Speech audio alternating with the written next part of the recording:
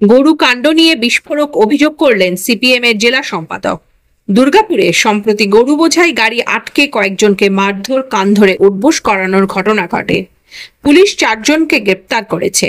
তবে মূল অভিযুক্ত বিজেপির যুবনেতা পারিজাত গঙ্গোপাধ্যায়কে এখনো গ্রেপ্তার করা হয়নি।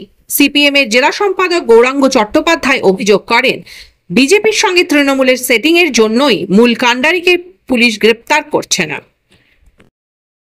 এখন অব্দি গ্রেফতারি হলো না, যে মেন কাণ্ডারি, কি বলবেন?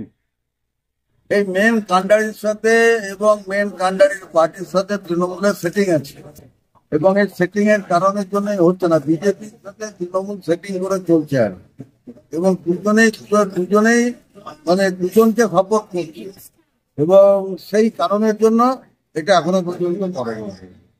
পুলিশের কি এর মধ্যে? পুলিশ মানে যদি বিজেপি এবং তৃণমূল দুজনে সেটিং করে চলে, তাহলে পুলিশ কি করবে? পুলিশকেও সেটিং করে চলতে হবে। পুলিশও সেইভাবে সেটিং করে চলছে, পুলিশ সেখানে আর কি। এইটাই হয়ে গেছে ব্যাপার।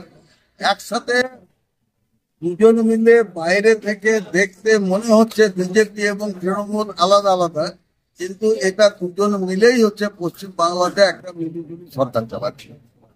এই হলো বিষয়। আমরা এর জন্যই প্রতিবাদ জানাচ্ছি যে বিজেপি এবং তৃণমূল এই দুজনেই যদি পশ্চিম বাংলার ক্ষমতাতে থাকে, তাহলে পরে পশ্চিম বাংলার কোনো উন্নয়ন হবে না।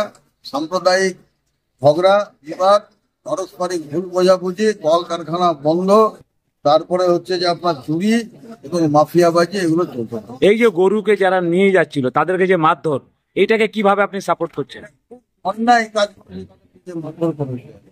কারণ আপনাকে আমি এটা একটু আগে বলছিলাম যে গরু হাট থেকে কেনা এবং কিনে নিয়ে যাওয়া, গরু ছাগল এগুলো কিনে নিয়ে যাওয়া, এটা হচ্ছে 100 বছরেরও বেশি পুরনো হয়ে এটা চলেই আসছে।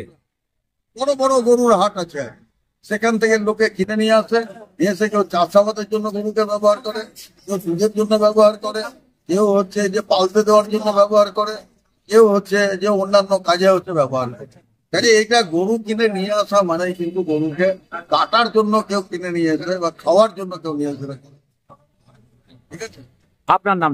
আমাদের গৌরাঙ্গ সিপিআইএম পশ্চিম বর্ধমান জেলা পার্টির থেকে।